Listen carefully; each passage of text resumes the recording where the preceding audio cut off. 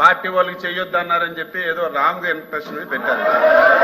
అధ్యక్ష అధ్యక్ష అధ్యక్ష మళ్ళీ మళ్ళీ మళ్ళీ అధ్యక్ష అధ్యక్ష మాట్లాడారు కదా, వినాలి కదా అధ్యక్ష. తెలుగుదేశం పార్టీ అధ్యక్ష 42 సంవత్సరాలు పూర్తయింది. ఈ పార్టీ వినండి, మీరు చెప్పింది వినండి, తర్వాత మీరు మాట్లాడండి. ఈ పార్టీ ఎన్నికల వరకే రాజకీయాలు, ఎన్నికల తరువాత పేదవాడి అభివృద్ధి, రాష్ట్ర అభివృద్ధి ధ్యేయంగా పనిచేస్తున్నాం. మీరు కూడా లాస్ట్ 5 ఇయర్స్ అధ్యక్ష ఏం చేశారు ఒకసారి సీనియర్ మంత్రిగా బొత్స సత్యబాబు గారు ఒకసారి తెలుసుకోవాలి.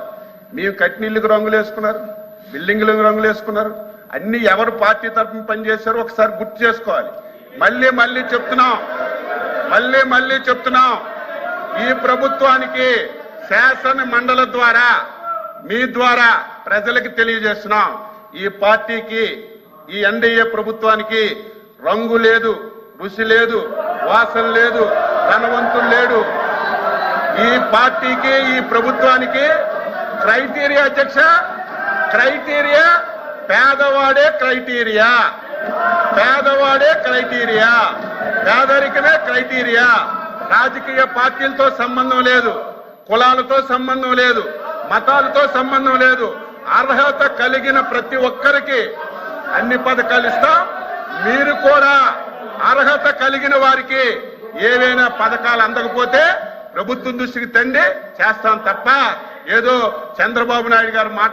గత 5 సంవత్సరాలు ఓచ కోత ఈ రాష్ట్రంలో జరిగింది. ఎవరికైనా మాట్లాడే స్వేచ్ఛ ఉందా? నవ్వే స్వేచ్ఛ ఉందా? తిరిగే స్వేచ్ఛ ఉందా?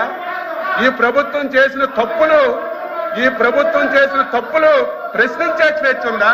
ఈ రోజు మీకు ప్రజాస్వామ్య పాలన వచ్చింది. మీరు అధికారం వచ్చిన 6 రోజుల నుంచి 7 రోజుల నుంచి ప్రజల్లోకి వెళ్తున్నారంటే దట్ ఈజ్ ప్రజాస్వామ్య ప్రభుత్వం ఇది. మీరు 5 సంవత్సరాలు మేము ఏదైనా కార్యక్రమంకి వెళ్తామంటే 5వ గంటకే, ఏకోజామున 5వ గంటకే పోలీసులు వచ్చి గేట్లకు తాళాలి. కారెక్కితే అరెస్టులు, ఎవరైనా మాట్లాడితే కేసులు, ప్రభుత్వాన్ని విమర్శిస్తే తప్పుడు కేసులు ఇటు జైల్లో పెట్టడం, ఇంకా మాట్లాడితే ఆస్తులు ధ్వంసం చేయడం. ఇవన్నీ 5 సంవత్సరాలు కళ్ళతో మేము అందరం ఈ రాష్ట్రంలో చూశాం. మేము ఈరోజు స్వేచ్ఛగా మీరు వెళ్ళండి, ప్రజాస్వామ్యబద్ధంగా మీ పరిపాలన మేము చేస్తున్నామని మీకు స్వేచ్ఛనిచ్చి మాట్లాడిస్తున్నటువంటి ముఖ్యమంత్రి అధ్యక్ష చంద్రబాబు నాయుడు గారు. ఈరోజు మళ్ళీ చెప్తున్నాం, ఈ ప్రభుత్వానికి, ఎన్డీఏ ప్రభుత్వానికి పేదరికమే క్రైటీరియా.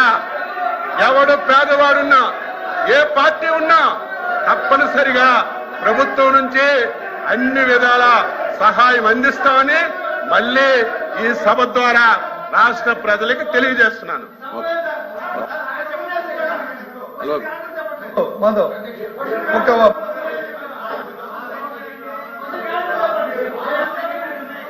మంత్రి గారు,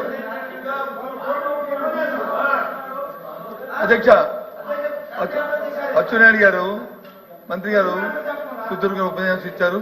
ఓకే, ఇప్పుడు వారు చెప్పిన మాటలు ఇది వీరి మాటల లేకపోతే పార్టీ తరఫున ముఖ్యమంత్రి గారి తరఫున మాట్లాడా చెప్పనండి.